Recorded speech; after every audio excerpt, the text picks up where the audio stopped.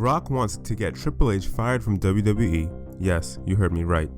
And I'm not the only one who's been thinking that way for the past couple of weeks. WrestleMania 41 should have ended on the right note, and while I love the fact that John Cena was able to win his 17th world title, the absence of The Rock has left a sour taste not just in my mouth, but in the mouths of millions of fans out there. No matter what you say, the ending of John Cena's match against Cody Rhodes needed The Rock, and all we got was Travis Scott. Triple H is the head of creative, and while the blame falls on him, The Rock isn't innocent in this situation either. So what is actually going on here? Is there heat between The Rock and Paul? Is The Rock purposely sabotaging Triple H's position in the company to have him replaced with his own writing team? Let's look at everything right here on JR Slobberknocker. Let's get right into it.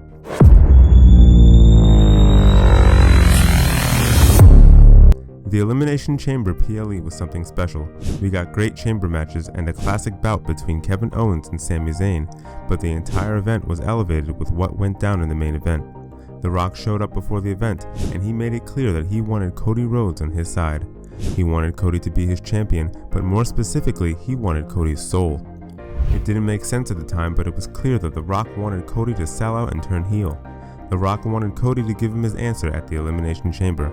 Cody told The Rock to go fuck himself, and Cena used the opportunity to pull off one of the biggest angles in pro wrestling history. Nobody had Cena turning heel on their bingo card, especially not in his final year, but we got it. No matter how you look at it now, Cena's heel turn will go down as one of the most shocking moments in WWE history. From that point onward, everyone was invested in the feud between Rhodes and Cena. Nobody would have liked the bland babyface versus babyface program heading into Mania, and Cena's heel turn changed that. Cena's first promo as a heel hit all the right notes, and it took several weeks for everyone to get a promo battle between Cena and Rhodes, and when we did get it, it was tremendous. From making references to Vince McMahon and Tony Khan, to Cody telling Cena he still couldn't wrestle, the entire segment was done wonderfully. However, in between all of this, The Rock wasn't mentioned a lot. It almost felt as if he was non-existent in the entire storyline. Cena never explained why he sold his soul to the final boss, but everyone still believed that The Rock would show up during night 2 of Main Event Mania. Oh boy, we were all wrong. Let me get one thing out of the way. Cena was never going to deliver a classic main event at this stage of his career. The dude is 48 years old, and you expect him to have those 5-star classics he did against AJ Styles and CM Punk? There's a reason why he's retiring this year. Cena did a great job, and the match wasn't as bad as everyone was making it out to be. Had the ending been what everyone was expecting it to be, then I don't think most would have complained about the overall quality of Cena and Rhodes' angering performances. When Travis Scott's music hit and he came out, everyone believed that The Rock would be next. However, all we got was Travis distracting Rhodes and Cena capitalizing on the opportunity to win his 17th world title. First of all, I love the fact that Cena is world champion again.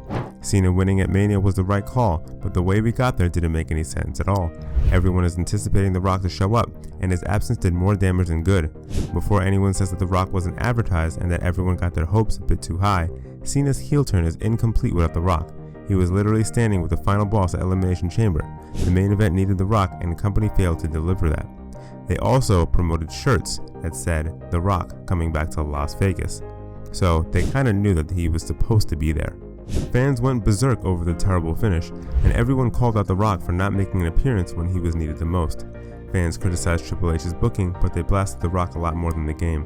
It's no secret that The Rock holds a powerful position in WWE, and the finish of the main event led everyone to wonder whether or not The Rock and Triple H have actual heat, and if The Rock didn't show up on purpose to sabotage Triple H's booking.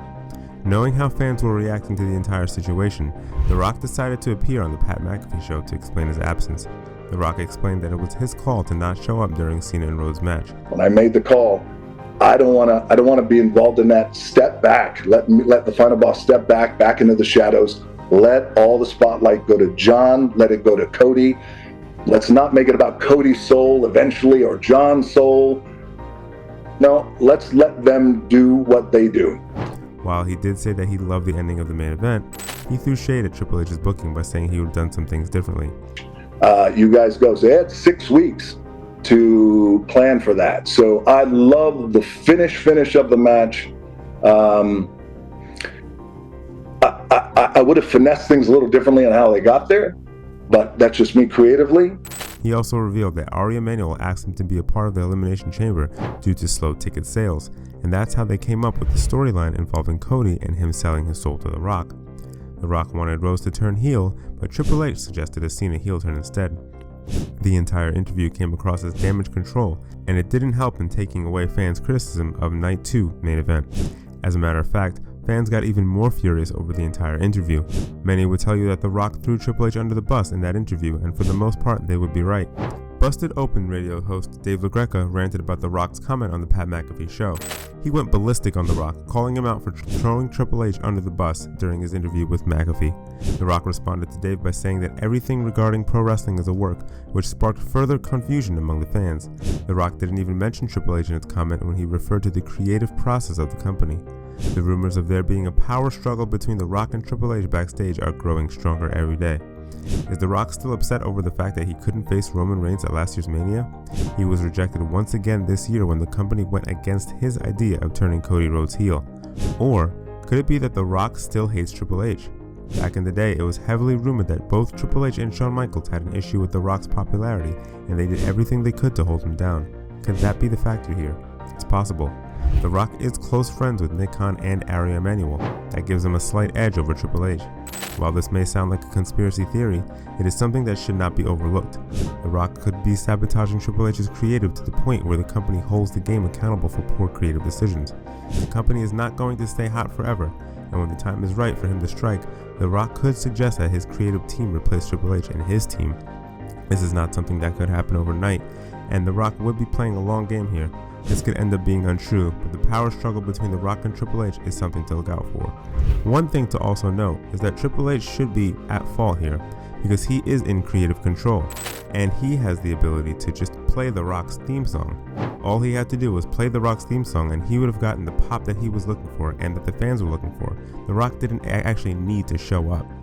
There you have it, my friends. What do you think about the entire situation? Let us know in the comments below.